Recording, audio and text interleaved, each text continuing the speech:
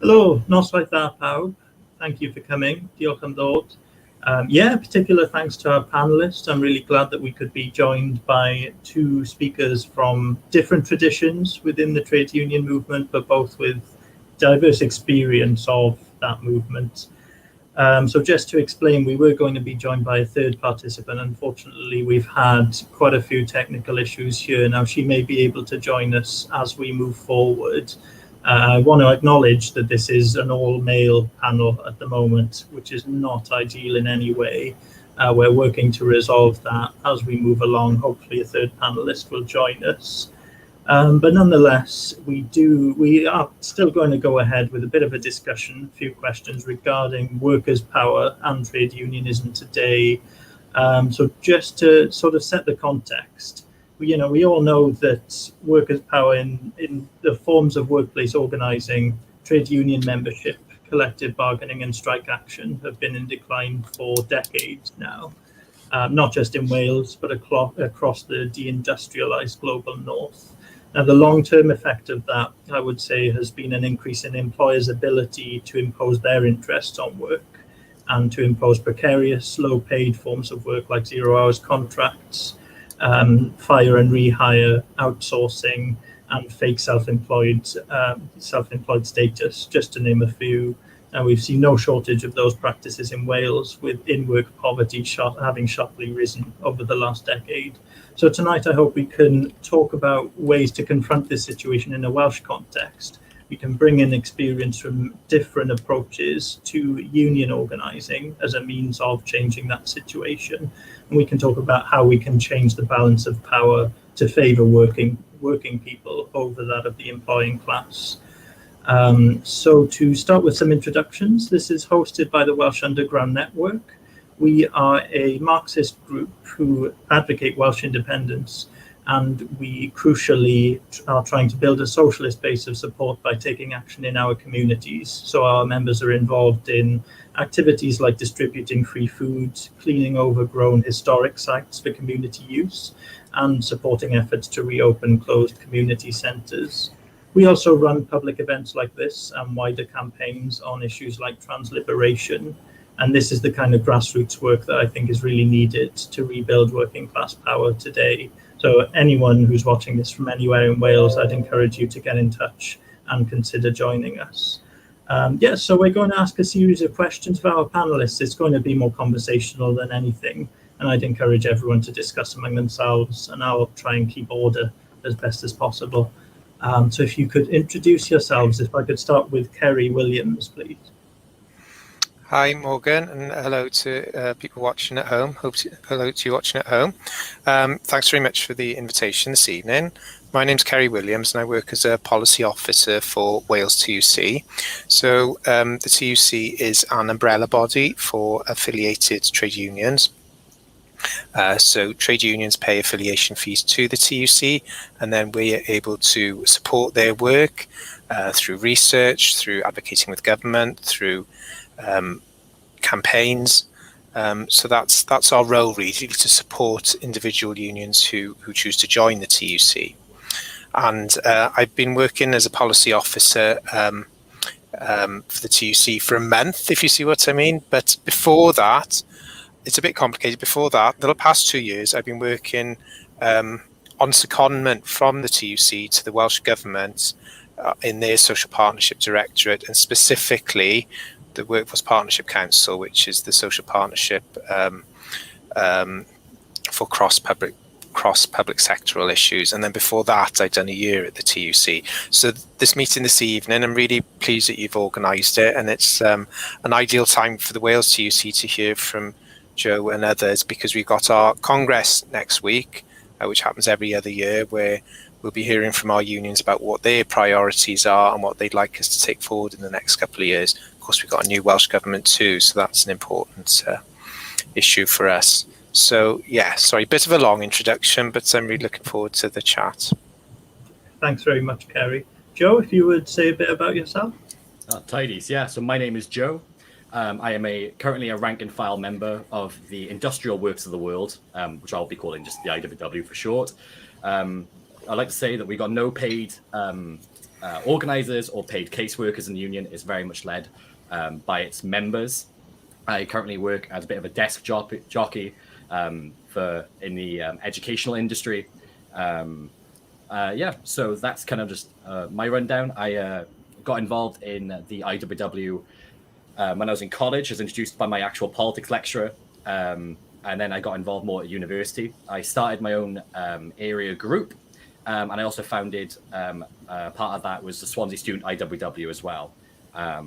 All of this was done on direct action, and I was taught very much all the tactics by my fellow workers inside the union.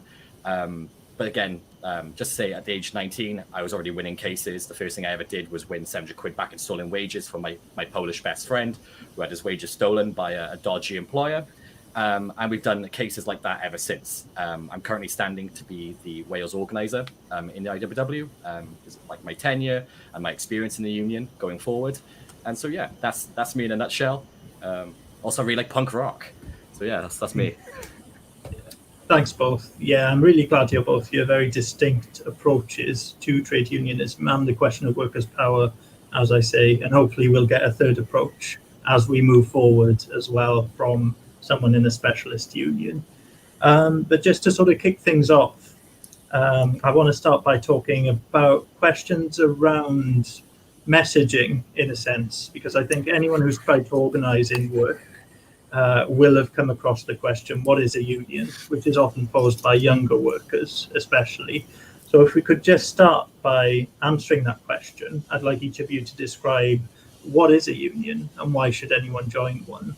So Kerry, if you'd like to go first. Yeah. I'd been thinking about this because it is the core question, really, isn't it? And rather than sort of, look at what the definitions are or how the TUC or an individual union describes it, I thought just to answer this one personally, in a way, I've always thought of it myself as an insurance policy against things going wrong in work, that you will always have then the backup of the union, especially, if any number of things can go wrong in the workplace, can't they? So that's how I've thought of it, which is perhaps a bit of a defensive way, but that's just me when I've been a worker and considering it. And just because of my background, I would always join, really, having been brought up like many people in Wales from in families where parents were trade union members. So that one thing, an insurance policy. And another good definition I thought was my sister-in-law was telling my nephew-in-law, if you like, what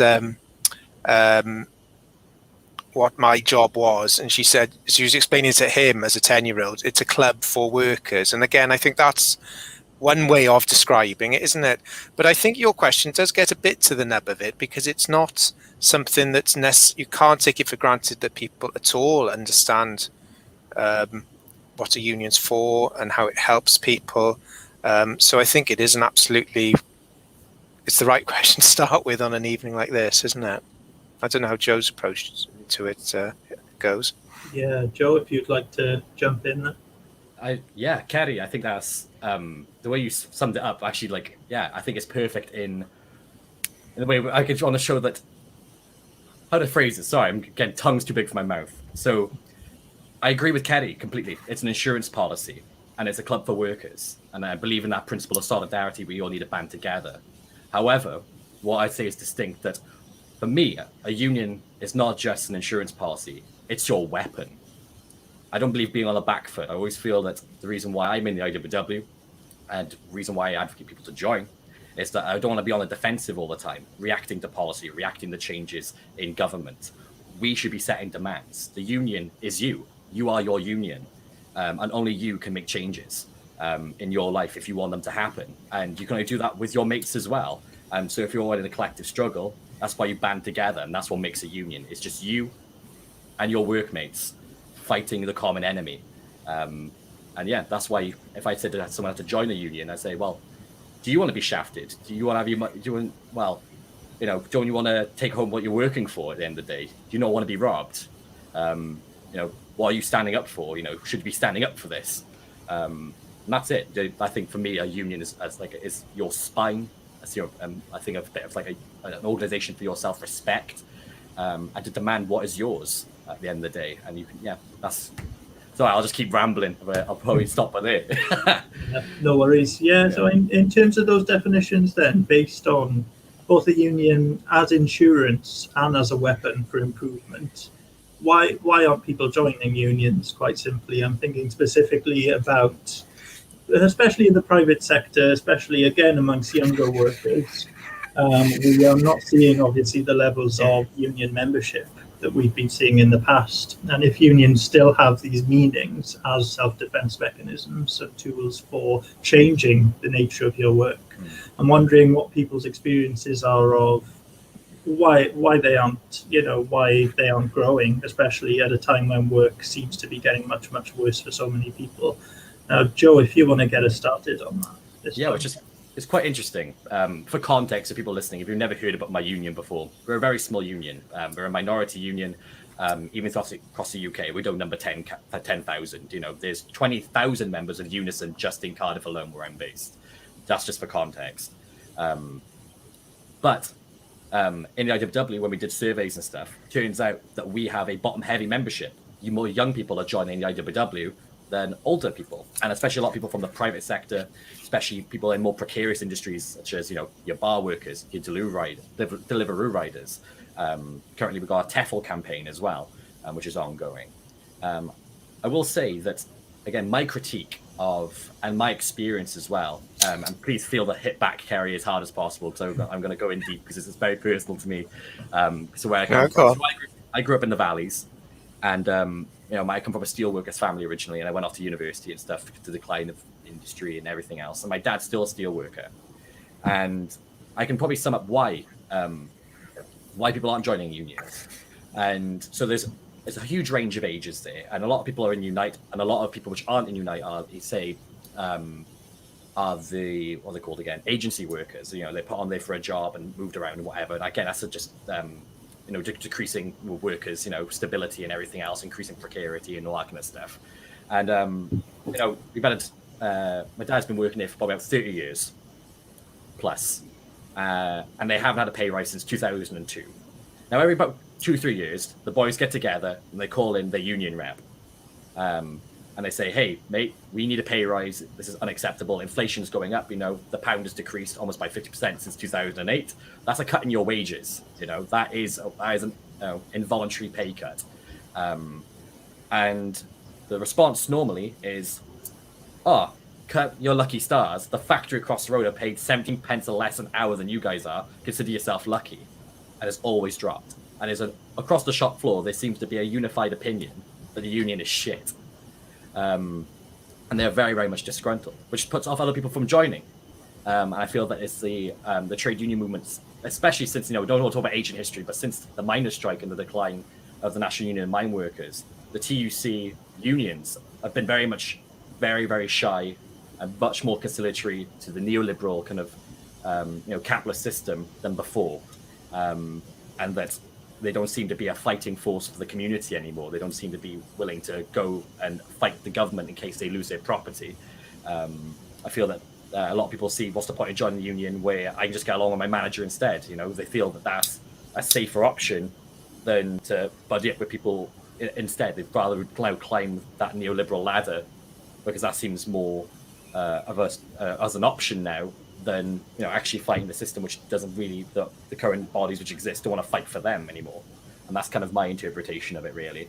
And why I saw that kind of was a general feeling of a lot of young people joining the IWW. Again, I started a students group at Swansea University, which saw, like, you know, we were getting people joining every week, becoming card-carrying members of the union. And that was their general take on it. So yeah, sorry, I've chin-wagged long enough on that question. Yeah, I'll open up the floor now. Very sorry, I am a chin-wagger. Not at all. No, it's interesting to hear because I suppose some of what you said rang true with some research that TUC have done recently, specifically asking young people why, their experience of work, particularly young people in precarious work or in low-paid precarious jobs, what their experience of work was. And they certainly felt that they were undervalued, weren't getting paid well enough, but then asked what their attitudes towards unions were. It was some of what you said, really, that one route is, well, you mentioned like getting on with the managers. Others were saying in the research, we said that they just wanted to avoid trouble to an extent, or not much belief that joining the union would change things. So that is worrying, really. Other factors as well that people talked about is that they didn't force that job for long. So that was another reason not to join. But they certainly identified reasons, how working life could improve for them, and low pay and shift work was a big issue there.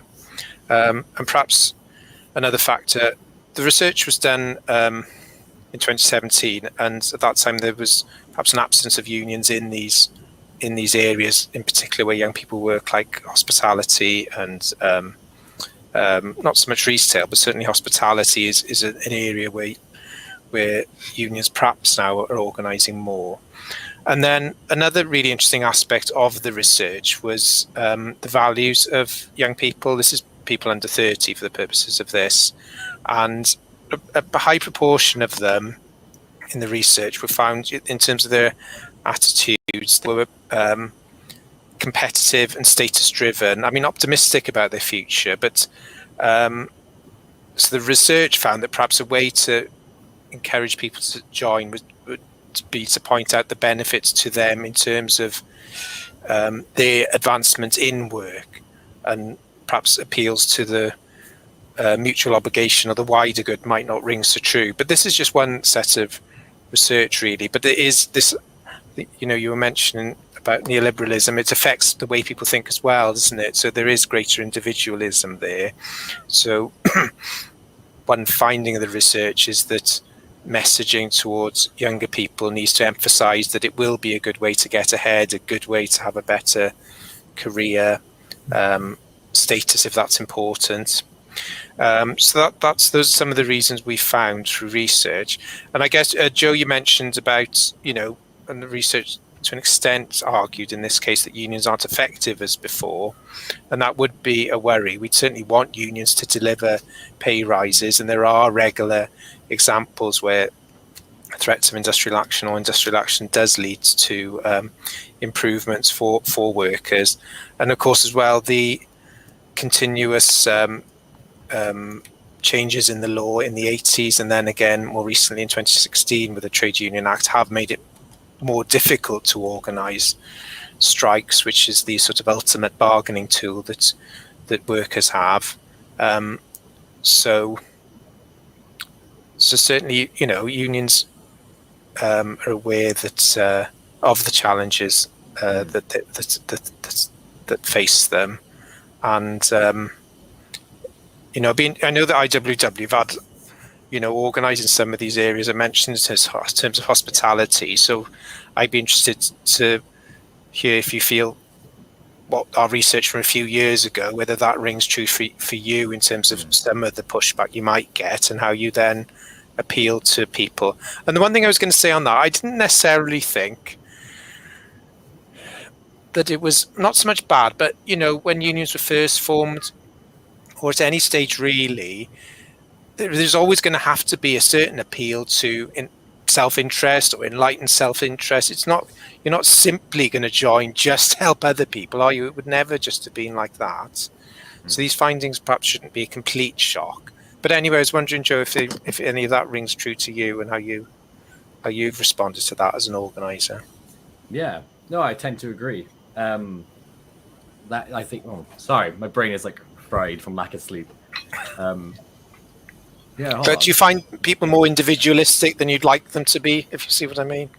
Yeah, I would definitely agree. So I think that, not to go too down like the theory rabbit hole, I feel that having 40 years of neoliberalism telling people to only think for themselves, with a decline in the labour movement, is going to have an increased, it's going to be a gap where people are just going to go along with the status quo. And as we lose power, their influence is going to grow. I think actually on that kind of point as well, talking about like that inability, and like how people think maybe the union movement is like now a bit too meek. It's almost to look at, I think you guys can remember, was it Ken McCluskey of Unite? Is that correct? Is that his name? Glenn McCluskey, yeah. That's it. So before we went into the first lockdown and stuff, Unite was calling for, I think, again, citation needed, but general ballpark, calling for something like employers should pay 50% of the wages of this. And then about 2 weeks later, Rishi Sunak of the Tory party says, we'll be paying 80%, which kind of, wait, you were just outmaneuvered socially by the Tory party, and you're the leader of the biggest trade union movement, well, biggest trade union in the UK. What does that say about the state of the union movement? What was it demanding? Is it that conciliatory? Is it that scared to move? And when that happened, I had people message me who were again part of GMB, people who've worked in like Amazon, who have been trying to like unionize and stuff in some really precarious place. And when like look at us fucking load of shit, you know, look at this. When it came out, because again we're all caught up in it, kind of thing, you know. So yeah, I would tend to agree that kind of when it comes to individualization, but then also kind of the feelings of like, what can a union do for you, kind of thing. Even if the Tories are doing more, which is in some cases when it comes to policy, you know, that was a revealing one during this lockdown kind of thing. Yeah, well, furlough is a big issue, and it's not a perfect system, but it is something the TUC has welcomed that the government, the UK government brought in, and the TUC was part of those negotiations. And part of the TUC's message at that period was pointing out at that stage it was perhaps the Nordic countries and Germany that introduced furlough, or Germany already had a system in place, and we were pointing out these levels of pay and the percentages and what have you. I wasn't working for the TUC at the time, so I was just watching it from outside and very, very relieved. And it's obviously a massive government intervention in the economy, isn't it? And I think trade unions would claim a lot of the credit for having pushed the government on that, but it's not to, dismiss what people have said to you, because that's what the people said, I mean, again, it could easily just been a Tory party kind of like, oh, we don't want people to join trade unions, we'll outmaneuver them. It easily could have been a strategy on their part, maybe not to want to risk strike action or anything else. It easily could have been that. But simultaneously, the optics of it just made the trade union movement look weak, which is that's probably what the Tories want as well. Yeah, I think you both make some interesting points there. That really leads us into the question that I was going to say for later. I think we've already essentially scratched on it, is this question about social partnership. So in Wales at the moment, the Welsh Labour government have been developing the social partnership of procurement bill for a long time now, with sort of stop-start progress, as I understand it. Now, Kerry, maybe you could explain a bit about the bill to us. My understanding of it is that private firms that receive government funds for services will be obliged to enter into, to consult and share information with both the Welsh government and with trade unions. And there's a de facto obligation to recognise trade unions that stems from that. Is that about right, or would you? That's certainly one of the aspirations of the bill. I think the strongest areas where Welsh law is able to apply itself most with the greatest influence through this bill is through public procurement. So that's when local councils buy services and let's say building projects. I know there's a lot of outsourcing as well. I know that's a controversial area, but let's say large scale construction projects, you would probably have to contract for them, whatever the given situation. So that's one big area where the bill could make a really big difference, is in putting far more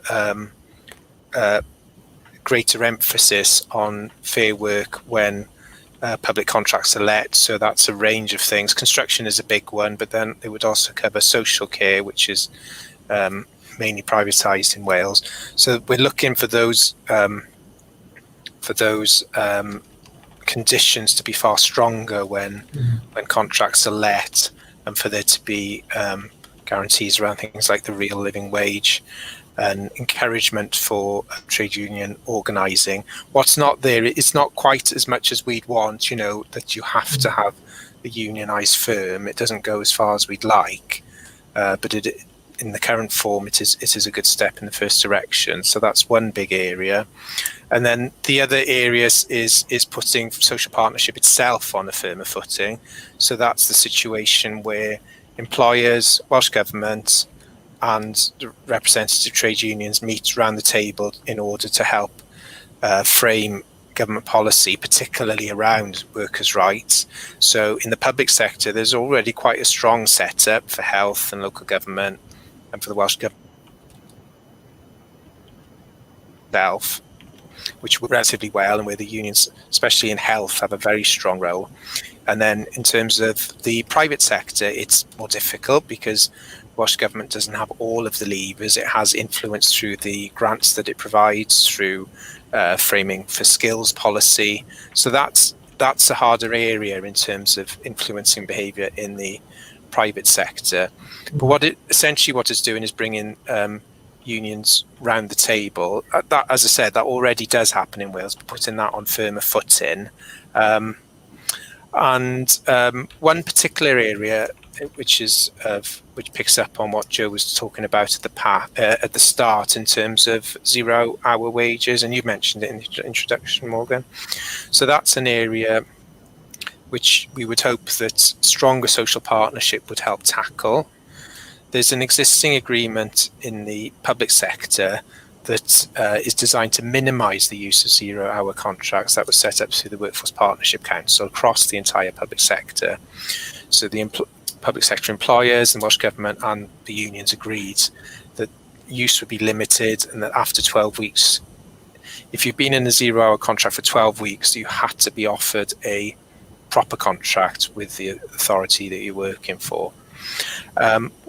What the WPC had found up until that point, when it was reviewed a couple of years ago, is that's not being applied uniformly. So there is a social partnership agreement around that, but it's not being uniformly applied in the public sector, and the outsourced public sector is a whole other matter. Mm-hmm. So in a way, you can sort of see the benefits of social partnership in Wales. You do get an agreement, but then the tough bit then is actually implementing it at national level. But then you've got the branch level is really important. The branches which organise at the local council level, at the health board level. There is a role for branches to point to the existence of a national agreement and say, well, why isn't this being implemented? Can we understand why? Can you ensure that it is? So it is a balanced social partnership. I don't think it should just be about something's agreed nationally and hey presto, it happens, because that undermines the branch network. You know, people working, lay members, volunteers, they're the bedrock of the trade unions, and they might negotiate something stronger locally. That would certainly be, that's certainly the Welsh or British system, is that it's based on what the branch can achieve, and they're a sort of sovereign in many ways.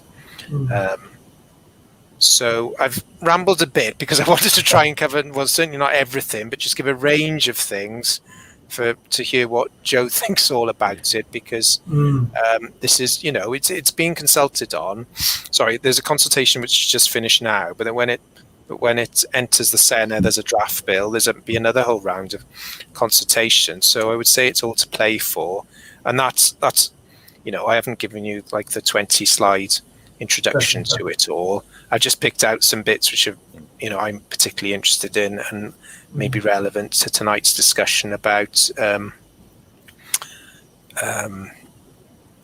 power of workers, and that's our subject tonight.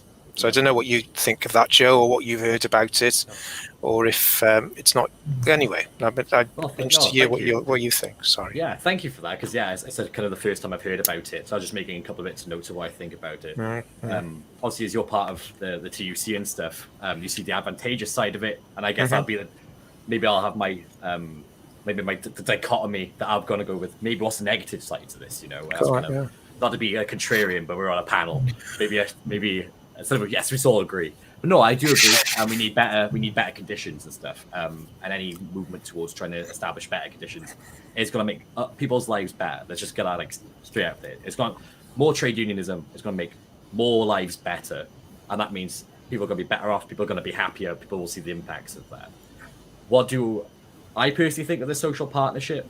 Maybe if I'm really critical of it. So I agree with what I just said, but then I'm going to give you my criticisms of that. Is that like Labour and Welsh Labour is meek. It is not visionary. It is static. It is neoliberal. It is the status quo. And we talk about 0-hour contracts. A few years ago, they had the power, then and there, in the Senate, to abolish 0-hour contracts in Wales. And Welsh Labour voted against that bill. And people know that. People still remember that, you know? And people remember how many times Welsh Labour sells people down the river. And have sold the communities down the river. And doesn't stand up for workers' rights. And very much, you know, how many millions have they given to transnational corporations which do absolutely nothing? Look at, like, Swansea Council. Again, I looked at that. They defunded. Welsh Labour cut, I think, £14 million in jobs. They sacked 600 public sector workers across Swansea Council, and they gave £14 million to Denny's. Do you guys know what Denny's is? The shit American fast food restaurant to have their flagship restaurant in Swansea. Like, that says everything about Welsh Labour. They traded 600 living wage jobs in the council for 14 minimum wage, precarious fast food workers.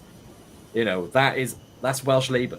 They've created jobs by cutting 600. And I think that social partnership, again, going further with it, it's self-interest of Welsh Labour. Who gives Welsh Labour the most money? It's the union movement. And bearing in mind, Welsh Labour answers to Keir Starmer, which is ridiculously unpopular, and has just cost the whole North for the Labour movement and the Labour Party. And it's a large form of income. Social partnership, it's going to mean more union members for Welsh Labour to have more funding to increase their voter share, to stay in power for longer. And I think, yeah, it's going to be, the TUC unions will be used essentially for that. Essentially, Welsh Labour is not going to be looking to the IWW. It's not going to be looking for people who's going to take direct action against the capitalist system. They want what is not going to affect, what's not going to upset anything, what's not going to upset the natural order what we're currently living in. And people are upset. People want change. You know, people fucking hate Welsh Labour, but people vote for it. Like, I grew up in Islwyn, the county, right? It suffered the highest decrease in voter share for Labour out of any constituency in the UK during the last general election, and it still voted Labour. Because, you know, Labour is still better than Tories. No one forgets that, but people are very, very disgruntled with it. It's very much, what's the word? Very much reluctant. And that opinion is very widespread, you know. And, you know, people see them as, ask anyone what they think of politicians. Most people really don't like politicians. They don't like the political system that we're in. And they definitely do not like the status quo. Which is, again, Welsh Labour's got all the power in government, and it has for the last 20 years to make considerable change in this country. And yeah, some of our conditions are much better than England. You know, we got prescriptions, we got better NHS, we got a bunch of other better stuff, you know.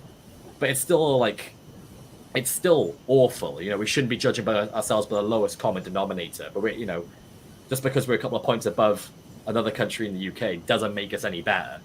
But then if I took my IWW take on it as well, I think that social partnership between unions and the state is a terrible idea, because we should be looking about changing society and not making pillars to support it. You know, the capitalist class does not have a right to exist. Corporations don't have a right to exist. We build them. We make things happen, and that's what trade union militancy is. And if you're going to support that and be conciliatory towards it, you're supporting the capitalist system, which exploits people. And we should be saying, actually, enough's enough. No more being exploited. We're going to take the whole damn cake. We are the union, you know. We can run the shop. Like, the IWW is an industrial union. It believes that we can, rechange society based on industrial union federations. You know, who runs the trains? It's the train workers. They can run the trains. Who runs the hospitals? You know, it's the doctors, it's the nurses, it's the porters. They can run the hospitals. We don't need the managers. We don't need the CEOs. We can do it all ourselves. And I think that's what the union movement, especially the TUC, has forgotten. It's far too conciliatory. and becoming more and more involved in government is only going to make us weaker. I think, if anything, we need to hit back against Welsh Labour and hit back with a tremendous force and call them out for what they are, which is charlatans. You know, they just ride the fact that they're not Tories, but will pass, allow Tory legislation to rip through us constantly. They're no shield, That's my take. That's kind of like how I feel about trade union partnerships with the state and everything else. I think that's kind of my militant take. There's a lot to get through there. Yeah. I'd be interested to sort of make a bit of an intervention, actually. So. Oh, okay. I was going to answer, but no, go on. Yeah. No. I was just to say briefly, actually, that Caris Phillips from the Social Workers Union can't join us, but is sending through some comments. So we'll try and reflect her point of view as well, and I'll try and voice that as it comes through, and I'll make it clear when I'm doing that. But again, I don't want to attack you from both sides, Kerry, but just to echo what Joe was saying there, I would be interested to hear your response. I have some deep concerns about the TUC's reliance on social partnership as a way forward, and on the reliance on, for me, the fundamental belief that unions and employers can have shared interests. Because I am concerned here that employers prioritise profit above all else. That's what they're there for. They're there to extract labour from people's labour power, and their interest is in increasing working time. It's in driving down conditions. And I don't know that social partnership has a way of challenging that, rather that it leans towards compromise, essentially. Again, that just echoes what Joe was saying. But yeah, please do go ahead and give us your response when you're ready. Yeah, no, well, there would be a risk that is what would happen, that you do have a situation where you're not, that social partnership places too much emphasis on situations where there is always an outcome that suits both the employer and the employee. Whereas, we know that that's not the case of exploitative employers, where, who aren't even, following the law and are mistreating their workers. So we are wary of some of the rhetoric around social partnership that would suggest that it can always be a situation where both sides benefit, because that palpably isn't the case. And it is true as well that it's important that social partnership forms a base for unions to be stronger in the workplace. It would be, because social partnership has existed formally in many countries in continental Europe, and there are pros and cons to it, because sometimes, yes, you have an increase in the formal power of trade union leaders, so that is a benefit if that then feeds through to stronger policies to support workers in the workplace. But then it might, you may risk then neglecting the most important part of trade unionism, which is supporting branches, full-time officials who are there to support volunteer lay officials. So I think entering into a period of intense social partnership, the unions and the TUC would need to be alive to that, risk, and to make sure that the trade unions maintain an independent voice outside of social partnership. And for those unions that are affiliated to Labour, that they maintain their independence as well, and they represent their members first. And it's right. Yeah, go on, Joe. Oh, cheers. Yeah, just to hop on, in a point on there, you said a big part of the trade union movement, when they call for fundamentals, is having a paid rep and organisers and to be able to support volunteers and stuff. And obviously, I come from a much different tradition. And Morgan mentioned this when we had the introduction to talk about precarious labour, and I think Caris just put in a comment about Deliveroo. So in Wales, as part of the courier network, and we recognised this very early on, that the Silicon Valley startups are trying to get around the union movement, which we built up over the last 100 years, or 200 years, how are they going to try and undermine our workers' rights? And they're a big part of us self-employment. Call them self-employed. You don't have to give them any of the benefits. You can treat them like dirt. You can sack them whenever you want. They've got no entitlement. None of the rights. Yeah. And who is the only union in Wales, which decided to take on the couriers, the courier companies. It was the IWW, because high turnover it's big risk for big unions. It's like Unite or Unison or GMB to take on couriers, which are we're very exploited. We had people die as well. That was like a huge thing. And also a lot of these workers are international. We had Bulgarians, Brazilians, Spaniards. You're talking across. It was massive. It was very international, very diverse. And when it comes to like I don't know, like this kind of social partnership and stuff, we had talking about the trade union movement and everything. We don't have any paid reps. We got no paid organizers. We organize them, and we organize them hard, and we hit back as hard as we could. Literally, it was a hard graft, because we ended up on the news as ITV. An organizer called James was on ITV and featured over this organizing event. You can remember going back to 2018, 2019. And I remember we did a wildcat strike at the Uber Eats offices, and the second in command of Uber, who was a multi-billionaire, flew to Cardiff to talk with our rep, and we demanded that out of them, because we said no more. We will constantly keep going on strike. Eventually, the workers gave out. The business won, and we were really looking at options to restart that campaign. And that's something that's happened, because how the nature of the work is. But we give them a damn good fight, and the workers for Deliveroo and for Uber Eats gave them a bloody good fight as well. It was. So what you say? It's interesting. So what are you saying that's different about your organising and your model? Is it that it enables you to help, or that you're not? Yeah. You sort of suggesting that larger unions need greater certainty that they're going to get more members. Well, I don't know. Yeah. I'm interested in the success you've had in organising in that sector, because the traditional, or the larger unions are aware that they need to be organising in those sectors too. I think a big part of it comes down to the philosophy. It's solidarity, and we recognise that is the forefront of the workers' fight in the UK. It was like, if these bastards win, it means down the shitter for us all. If they can break through. I mean, the IWGB is continuing this fight, and so is the UBW. So that's the Independent Workers of Great Britain, and United Voices of the World in London, and the South East and stuff. They've been still fighting this fight pretty hard. So is a lot of different factions inside the IWW too, different branches, I should say. I still continue on with these campaigns and stuff. In Wales, we've had a decline, but we're getting back into it because of COVID and everything else. What I think is what IWW has the advantage with is the fact that, again, we were member-led, and we can say, hey, we are just ordinary people. We aren't a strata above you. We're not a different kind of class above you. We're not a careerist in a trade union movement. We're ordinary people. I work a job. He works a job. He works a different job. We're coming out to help you because we believe that if you guys suffer, we're going down too.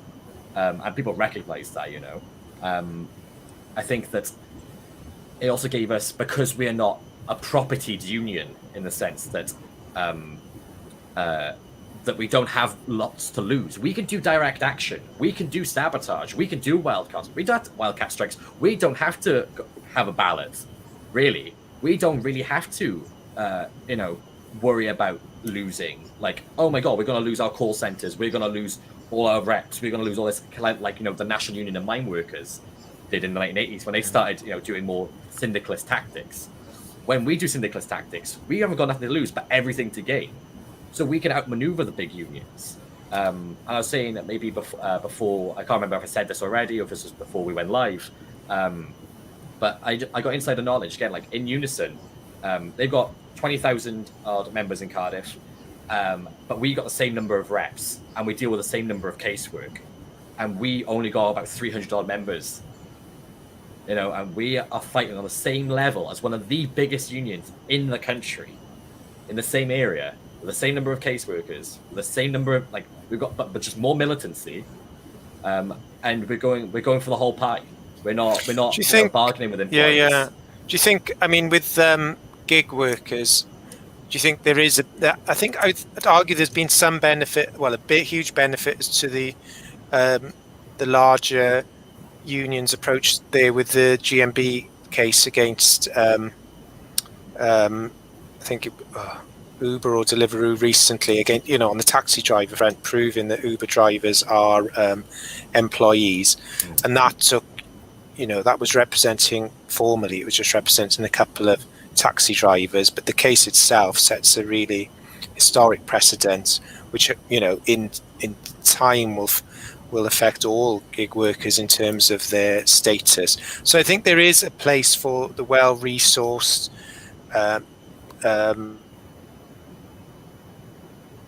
membership fees are more expensive perhaps, but the fact that they're able to then have full-time officials and pay for lawyers that can take cases in the highest courts, that delivers answers too. So I think both. That's what IWGB has been doing as well. So they're there you go. Okay. They're a sister union to us, but I would say that they're if we had to classify us, there's probably the independent union movement, which I'd include IWW, IWGB, UVW, Solfed, and others. And there's some of their tactics have been taking solicitors and stuff, and they are the ones which really started this ball rolling as well. So give credit to the IWGB because they are the ones which started this Deliveroo stuff, and then we just adopted it outside of London essentially. And yeah, GMB basically has won similar victories to like the IWGB and the IWW. So there is a role for them there. What I was trying to stress was that we've just got a fraction of the resources, but we're winning just as much as the massive propertied unions. And if we can do that, imagine if we were the same size with the same amount of money and the same number of resources, what else could we do? That's kind of like essentially what I'm hinting at. If we got such little membership, how are we fighting on par with such massive giants? I think there's sort of two themes of difference that are coming out here. So one of them is the top-down nature of the independent unions, the lack of sort of institutionalized leadership, what Joe was describing there, compared to the larger unions. And the other is, to an extent, a willingness to be more confrontational, and I would include legal action there as a form of confrontation with employers. But yeah, that seems to be the distinction that's coming through. Now, I was going to ask Kerry what you think about that sort of model, but Joe, if you want to jump in. I do have one more point to make. I think I just completely neglected, to be honest, but it's solely and hugely important, is that a big part of the courier network, which the IWW and the IWGB and the UBW and all those independent workers do, a big part of it is self-organization. We enable the workers to have these tools, and that's why they kind of continue on the fight. I think that is a massive, you cannot underestimate that power and that asset to your union movement when the workers are self-organized. That's what it's about, and that's what the IWW is about, because they continued on the fight, and that's what makes it so. That's the difference, because it's not being reliant on an organizer sat in an office or a reps worker sat in a massive office with other rep workers and so on. It's these workers knew the employer was evil. They know their conditions. They know what they want to demand. They're demanding it themselves, and they're taking them on themselves. But then other people in the union, through solidarity and through our tactics, can give them that support, because that's what the trade union movement is all about. We're not little islands. We're not craft unions anymore. We are an industrial union. We're trade unions. We're coming together to fight for each other, and that's what gives us our strength. Sorry, I just completely neglected. Well, I think it's vital to say. Yeah. Well, the volunteers are the bedrock of every union, whether or not they are full-time officials, and certainly I think Unison, GMB, Unite are equally reliant on their reps, and they provide training for them, especially on health and safety law, on employment law, so they're able to represent workers. So I think what you're doing in a way is reminding me that is the most important part, and that of it all really, and so I think it is a good point that giving the IWW model of having self-organizing is something that is interesting. Yeah, excellent. I don't want to make this too one-sided, because I think I tend towards Joe's perspective overall in terms of being critical of the larger unions, but I do want to ask some questions regarding the independent unions, and specifically the IWW. You know, it's got this image as a radical union. It's close. It, you know, describes itself as revolutionary syndicalist, but I think there's a strong anarcho-syndicalist current and strong, almost overt anarcho-syndicalist influence there. Now, that kind of language, that kind of rhetoric, that kind of image, doesn't that just terrify people? Doesn't that stop the union from becoming one big union, and rather than adopting more sort of tame language or more moderate language in a sense, might in turn lead to growth? I was wondering what you thought of that, Joe. Yeah, so as you mentioned, again, maybe one of the best people to talk to union about this, because I've pretty much studied this and I've written about it and stuff ad nauseum. So essentially, yeah, when the IWW was founded, it was founded in the United States of America in 1905, and the language they used was revolutionary syndicalist. And what does that mean? What is syndicalism? Well, syndicalism, comes from the French word syndicat, meaning union. It just means unionism. But syndicalism now in context means a form of trade union politics and a specific kind of trade unionism, which is about workers' power, workers' demands, and non-kind of conciliatory, and like the revolutionary side of it as well. So like revolutionary syndicalism is quite akin to anarcho-syndicalism. This debate has been brought up in the union a couple of times internally. Again, I would describe myself as an anarcho-syndicalist. I have done for many years. But the term revolutionary syndicalist, and the reason why it stays around, actually, sorry, I'll just backtrack a little bit. So, like, yeah, the term anarcho-syndicalism was actually coined by a Welshman called Sam Mainwaring from Neath, because no one had really coined the term by about the 1910s, and then it became the most adopted term by the 1930s. So people were calling things, essentially this kind of form of politics, a lot of different, so it's been called Unionism, it's been called, again, even forms of libertarian Marxism, it's been called, revolutionary syndicalism, autonomism, it's had loads of names, but it all kind of, sometimes it can all refer back to the same thing, or it can mean almost different branches. But the term revolutionary syndicalism and why it stays around in the IWW is because as a worker for all unions, it's like we have a set of politics, like you said, you've been agreeing, like, oh, hey, like these direct action models and this way of thinking, this sounds great. Well, that's revolutionary syndicalism.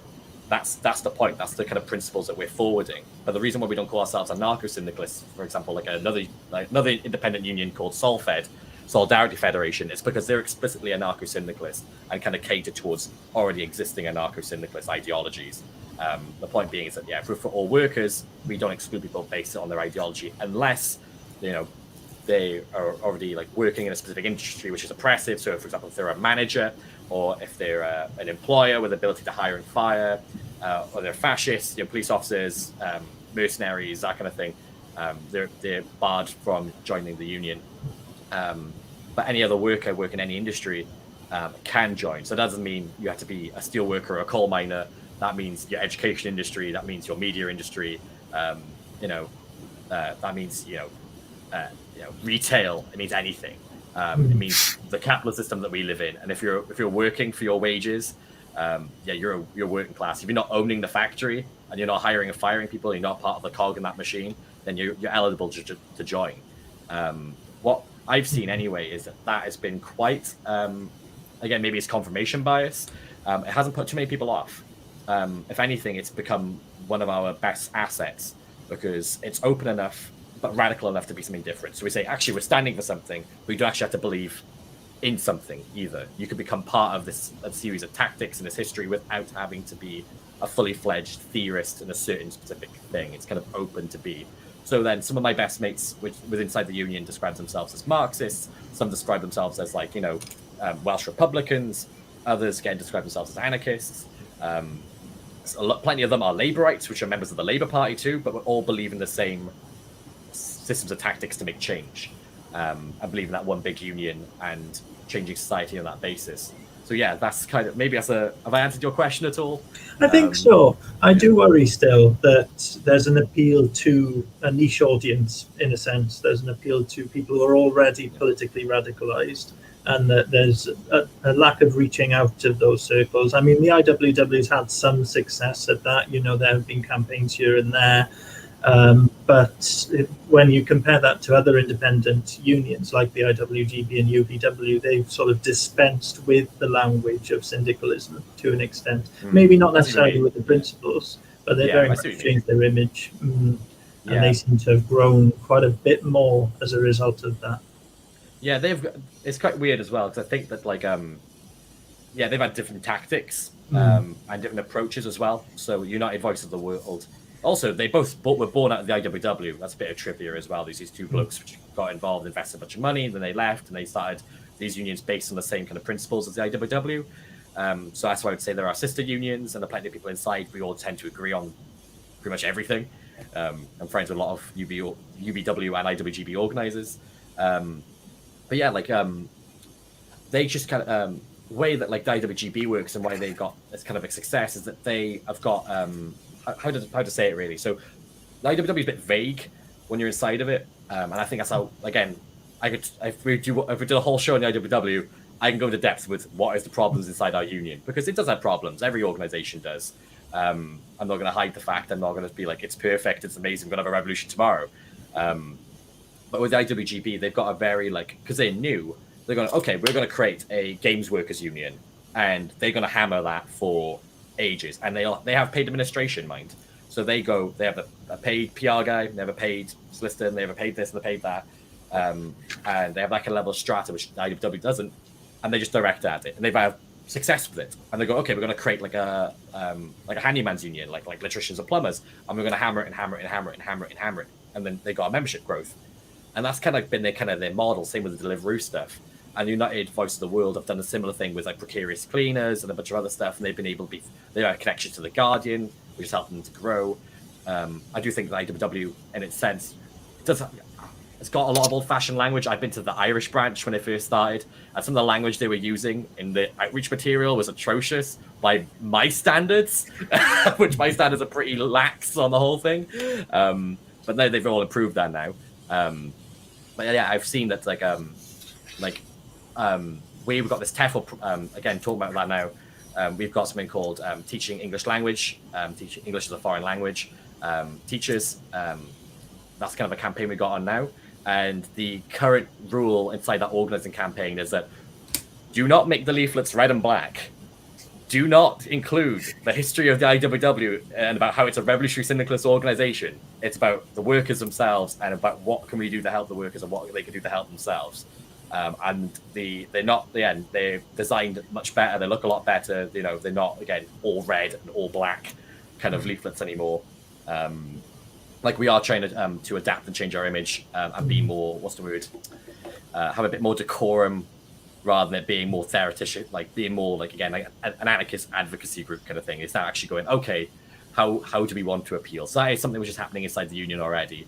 I think it's almost a burden of actually having a lot of history and being very close to revolutionary groups of the past. And you kind of want to be a part of that. So people either subconsciously end up picking those color schemes, or they want to emulate those color schemes and that language and for their outreach and stuff. And you've got to appeal to the people who are actually working these jobs.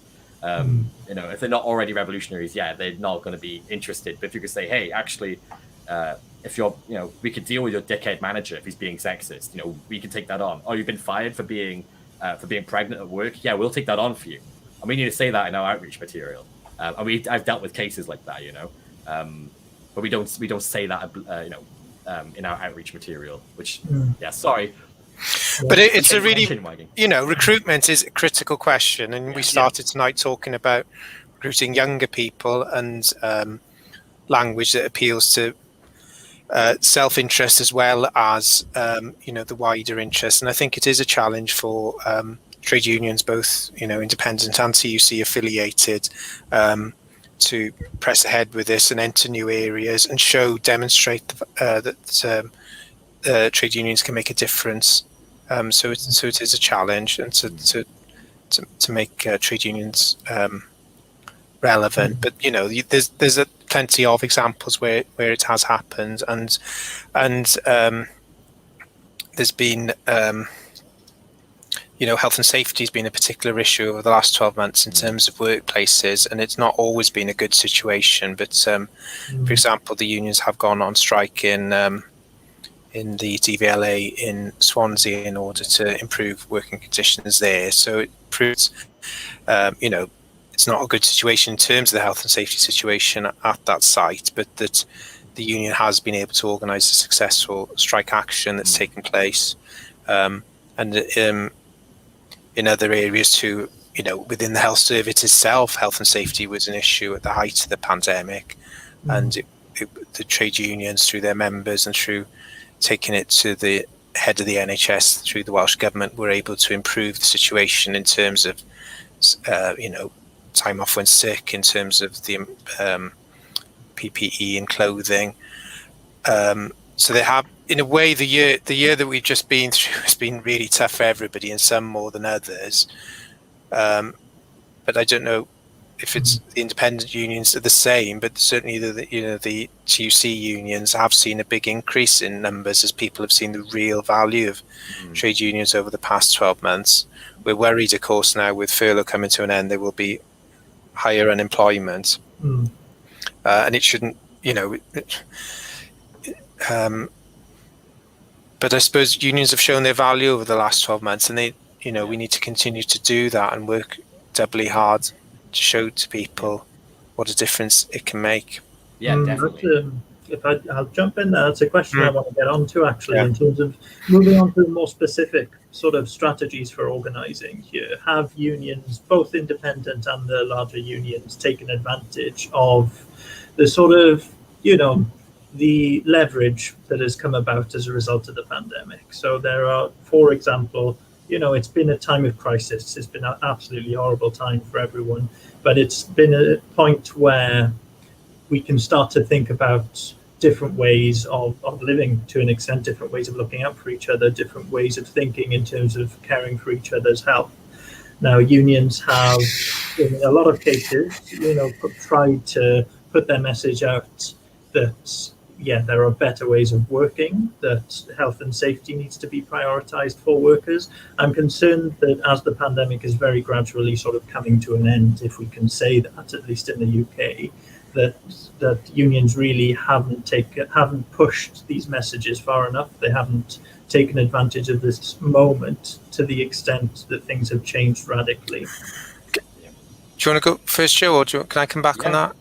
Yeah, well, I was going to say, it's because our Congress is next week, and we have, it's an important event for us, the trade unions, those who are affiliated, in terms of our message for the next 2 years. And that's certainly a big theme of it, really, is that the past year has shown the critical importance of workers, especially those who came to be known as key workers, but also now it's a chance to build back the country in a better way. And certainly this is a chance now. It's almost a chance to look at things again. We've been through a crisis, and we can consider, one big thing will be planning, that if there's going to be another pandemic, that we're better prepared.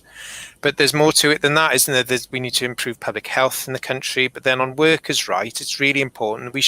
It was awful, wasn't it, that so many workers died during the pandemic. And vulnerable workers in particular, the ones that Joe's been talking about in jobs that are not secure. So it really does show that the Welsh Government has to tackle this now, that insecure work isn't the be all and ends all. There's been, I think, since devolution and then through the 80s and 90s, the emphasis in terms of job creation was, let's just create jobs. But especially since 2010 or the 2008 financial crash, the world of work has been transformed in a hugely negative way. So few people actually have what their parents would have thought of as a job, one that's got a pension, holiday, time off, secure hours. That's a job, isn't it? But the unemployment statistics have jobs, but it includes all sorts of things, which are I don't know how you term and Joe, but in a way that they're certainly insecure jobs. They're not much more than gigs. So people going from one job to the next. Yeah. 4 hours a week is a job. Well, come off it. Yeah. But then statistically, perhaps it's not being unemployed, is it? So in a way, these people are statistically in a job, but not what, as I say, our parents' generation would think of as a job that can keep a family or even an individual going. So we are pressing in our Congress next week. The Welsh Government does need to consider job quality and not fund outfits that put people into insecure work, because we've seen over the last year that insecure work is, bad for your health, bad for your mental health, doesn't take you out of poverty. We will be pushing hard next week, and it'd be great for you guys, for people watching at home. This will be streamed this year. Everything's been streamed. I'm not saying TUC's, leading the way on streaming conferences, but it is an important one. It's such an historic time, isn't it? The end of the pandemic, start of a new government in Wales, lots of discussion around where power should lie. So we are fully, yes, things have got to change, and the Welsh Government has to support quality jobs and not just insecure ones across the public and private sector. Yeah. Joe, do you have anything to add? Yeah, I say on what you were just saying. I mean, anyone who's worked bar. Have you worked bar, Morgan? No, I have not. You have not? I imagine. Have you worked bar, Kerry? Yeah. Well, it's all right for a summer, isn't it? Briefly, but doing that. Yeah, I've done that. I've done front of house and back of house and it's hard work. But anyone who's done that job knows it's 4 people hired for the same one job, 0 contracts. Oh yeah, you're working 10 hour, and then you're off for 4 days, and it's like that's because it's 3 or 4 people sharing that one job. And everyone on that is called part-time or 0 contract. Yeah, Joe, I was going to ask you about, this is one thing I've been thinking about, is how we describe the situation to people. I mean, your members in particular have got these, one description years ago was a muck job because it's got no prospects, it's not really a job. Yeah.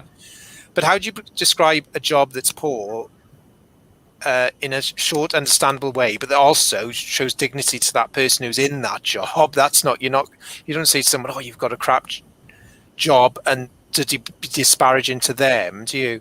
But just in terms of the public discourse, we need to have a clearer idea that nowadays there are so many, insecure, low-paid jobs. But is there a quicker way of describing them and saying we don't want these anymore? We want real jobs.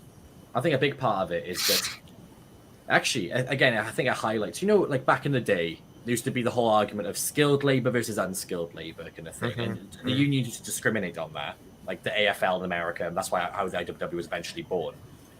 It's kind of like the same thing. A job is a job, and let's be honest, jobs are shit, Britain has a very bad culture for, we live to work. And especially like my parents' generation thinks that way, people in their 40s and 50s. It's about work. And we talked about that earlier with young people saying, oh, we want prospects and hope for the future. If we work, graft, we're going to get somewhere. We're going to get our pie in the sky. I think the easy answer is to say that, no matter what job you're working, if you've got a bad manager, because every industry's got bad managers, because people who take up those roles are typically evil people who are... it's cut it short. A lot of people are horrible. They go to university to study business studies and managerial studies to learn how to control people and how to make people feel insecure at work. There's a whole school, a whole focus on education just to manipulate people into bad conditions and how to cut costs, and that means cutting people's wages. I think the simple answer is direct it at the employer. It's not about what if your job's a muck job, or it's about going, what if this is fucked? This whole thing is fucked. And it's fucked from one place. And it's from the managerial class. It's from the capital class. It's people who own the industry. Because they're the ones with the power. They're mini dictatorships. In the IWW, we say every workplace is a dictatorship. Because it's true. They've got unlimited power. You know, if we look at like the conditions currently within Wales, you know, like and in the UK, if you're a new worker, you're on probation for 2 years, and if you're on probation for 2 years, you can get sacked for any reason, Anything, yeah. anything. So the dictatorships. I mean, we talk about this whole thing about rolling, you know, these new rolling contracts, you know, sack and fire and rehire. You know, like that. You know, even if you had a if you had a contract for 2 years, if I had a contract for 2 years, I'd be oh my. My mind would be blown. Yes, a 2-year job. I'm on a 6-month contract right now. I'm like, yes, come on, that's banging. I'm celebrating such a shit condition because I can still get sacked at any point within that time. You know, I think that if the TUC really wanted to really say we're on the side of the workers, we're on the side of our members, direct it at the employer. You can't be friends with them no more. And I think a big part of that is why if you look at the TUC unions, the managers can join the union. Managers can't join the IWW. It's a purely workers' union. And I remember, as a friend of mine, she was in GMB. She's not anymore. She had a really sexist employer. Worked at Asda. He was a fucking rep. Like, he was in the union, and it was also her manager. I was like, that's fucked. You've got a sexist manager, but he's in the union and he's got his roots in it. You know, like. He's already with everyone. How do you feel you could take that fight on? Because the hierarchy imbalance is shifted. You've got managers, which are part of the capitalist class, in the union. What? How's that? So if you talk to a different rep, they're going to talk to the rep there, and you're the one at the bottom. It's like you're shafted, you know. And you don't get that in other unions like mine, you know. It's only workers, and we say actually this workers block takes on the manager. You know, it fights upwards. You know, that's kind of like, I think that's like a big part of it. I think the TUC really needs to, like, if anything, expel managers and expel people with the ability to hire and fire because they can join the union. They need to make, the TUC unions need to make themselves distinctly for the workers, even if they want to have paid organisers and paid reps and everything. You can't be having like managers and stuff involved. That's just genuine because that's like a real thing people suffer with.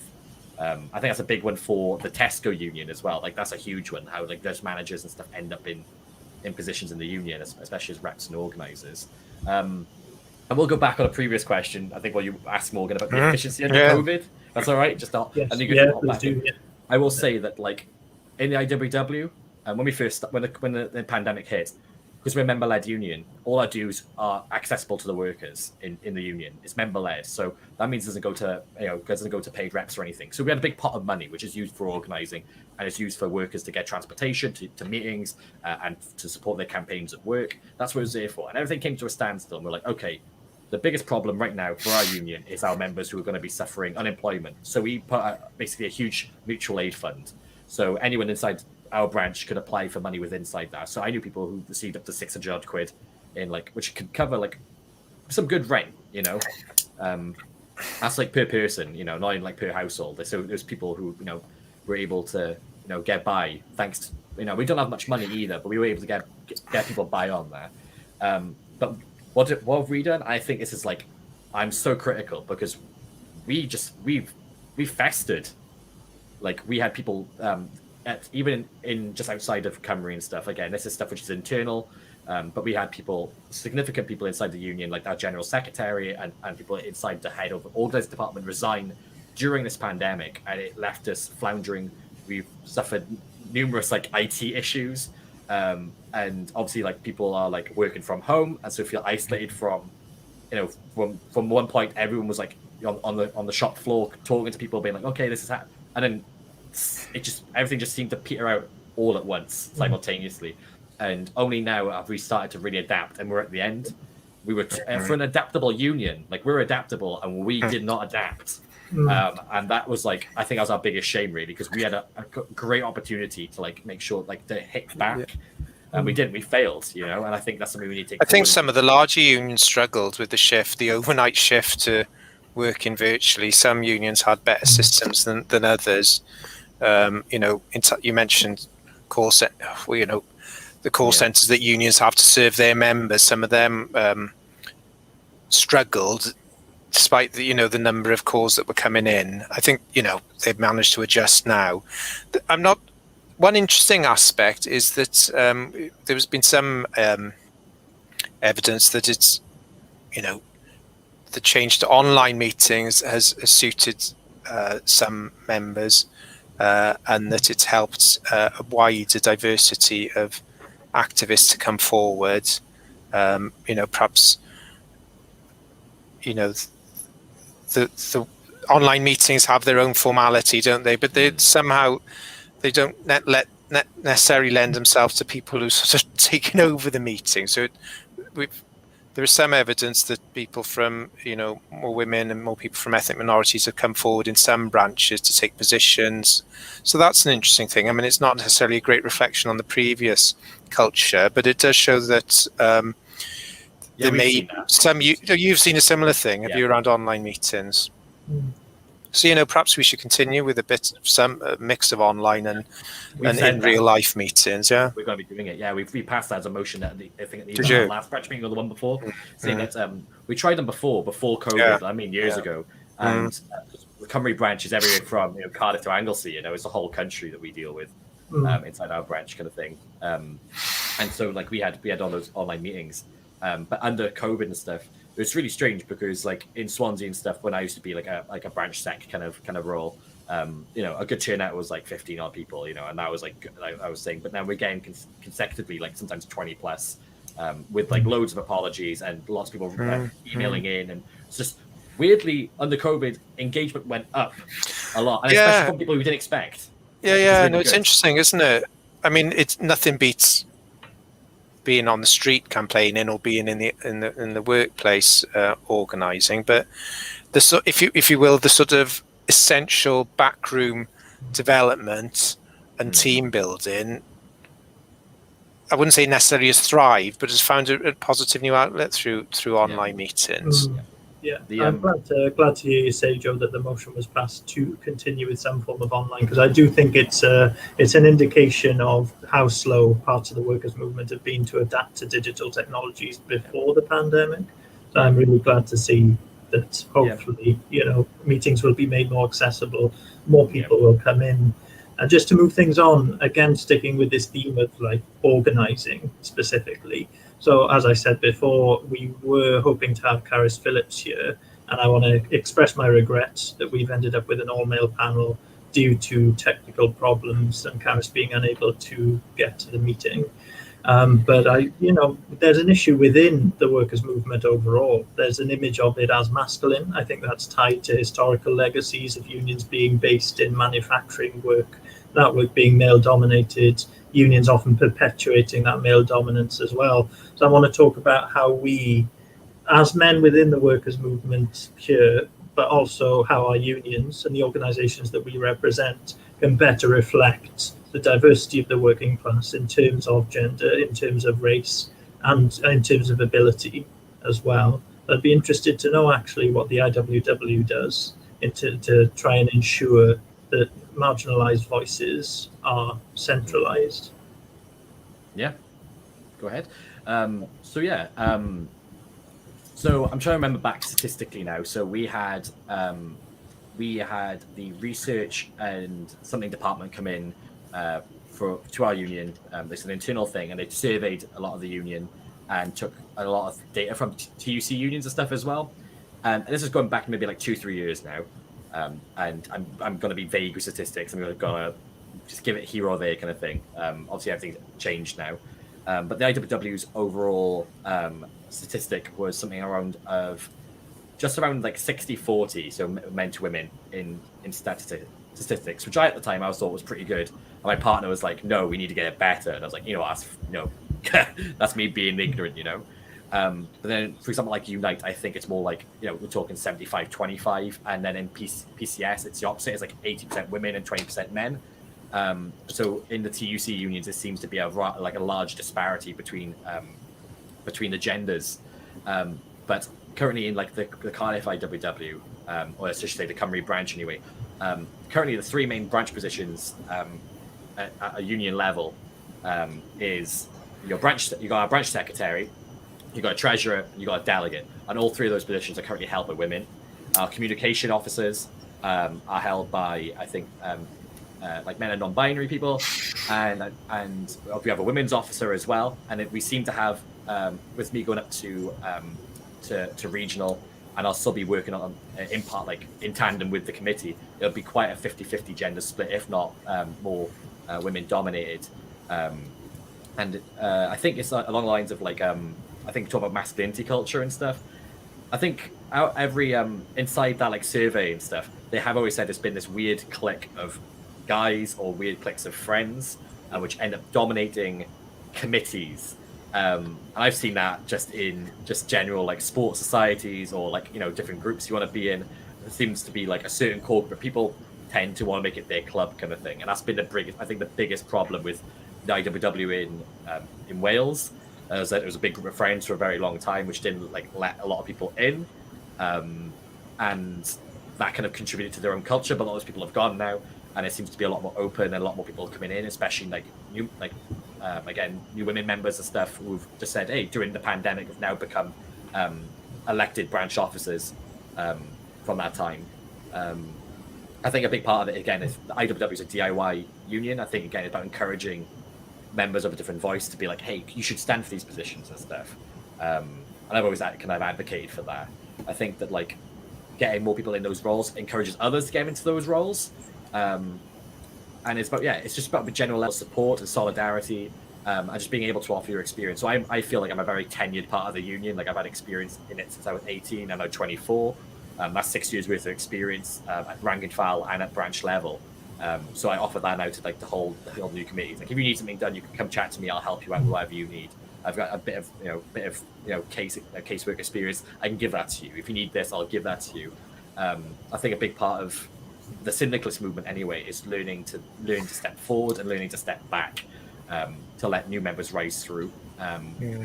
And not make it like a boys' club essentially. And that's a really good point, Joe. I think like what's the word for it? Succession planning should certainly be improved. And there's a campaign in Scotland in the trade union movement called Move Over Brother, which is just explicitly asking male leaders to stand down to make way for women.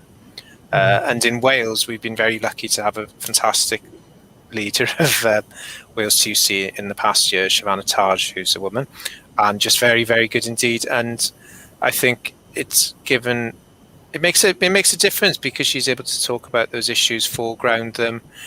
So that's one point, isn't it? But at the other end of the hierarchy, but probably our most important people in terms are a good example is women who work in care, and have been mistreated really, at least for the last 20 years in terms of pay, condition, and in the last year we've seen just how exposed they are to being mistreated, and but also been reminded of how critically important their roles are.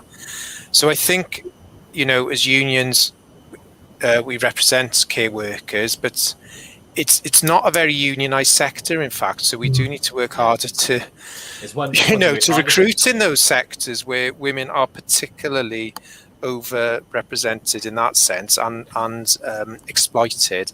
And it's a segregated workforce.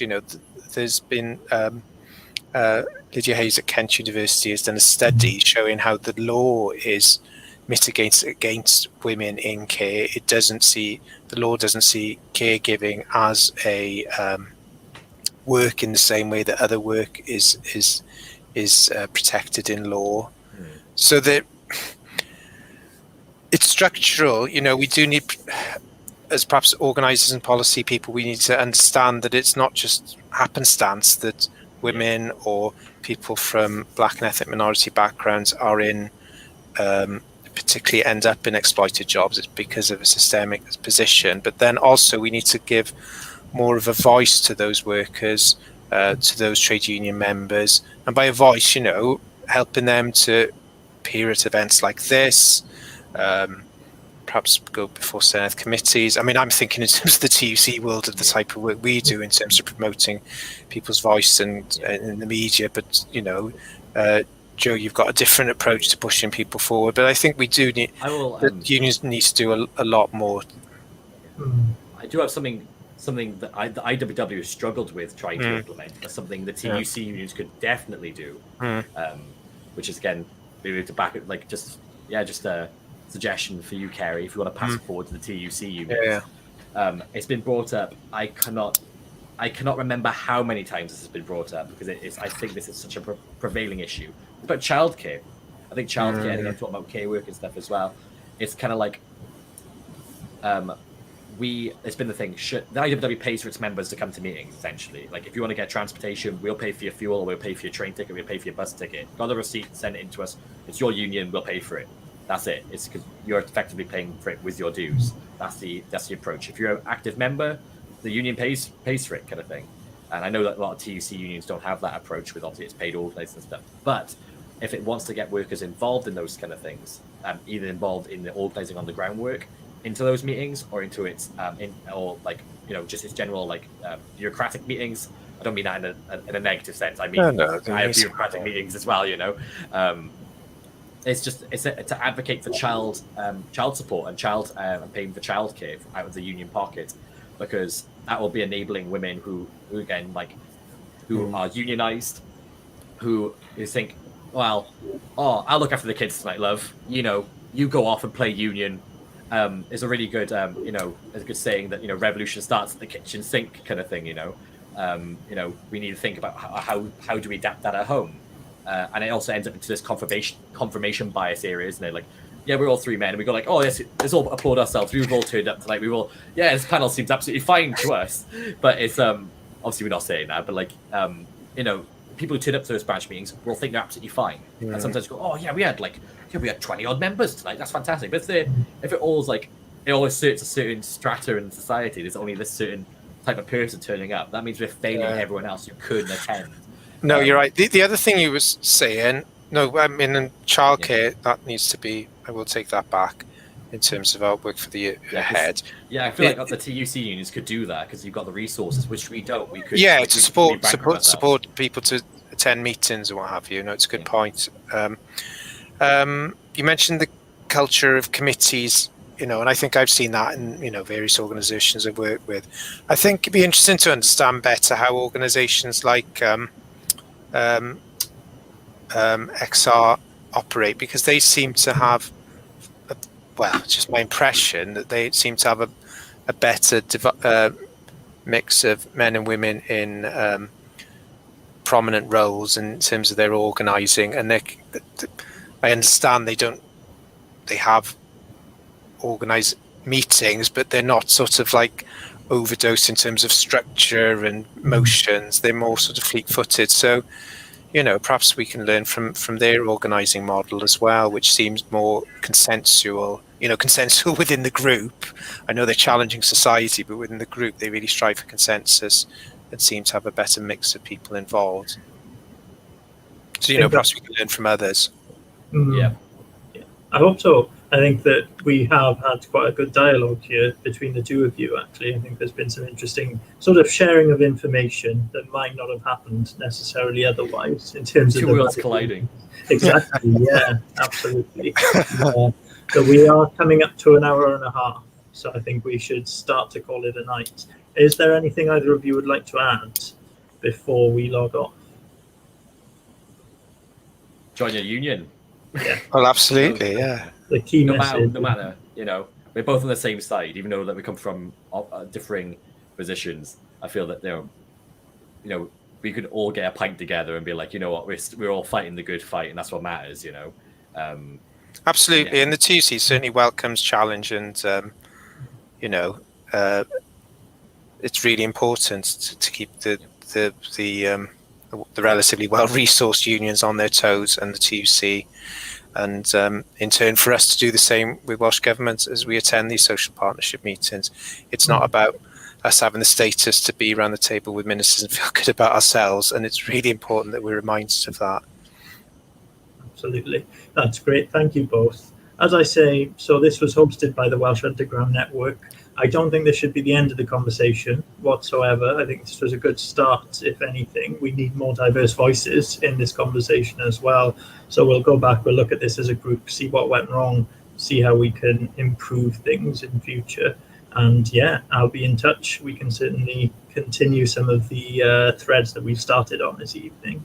But yeah, thank you both massively. It's been really,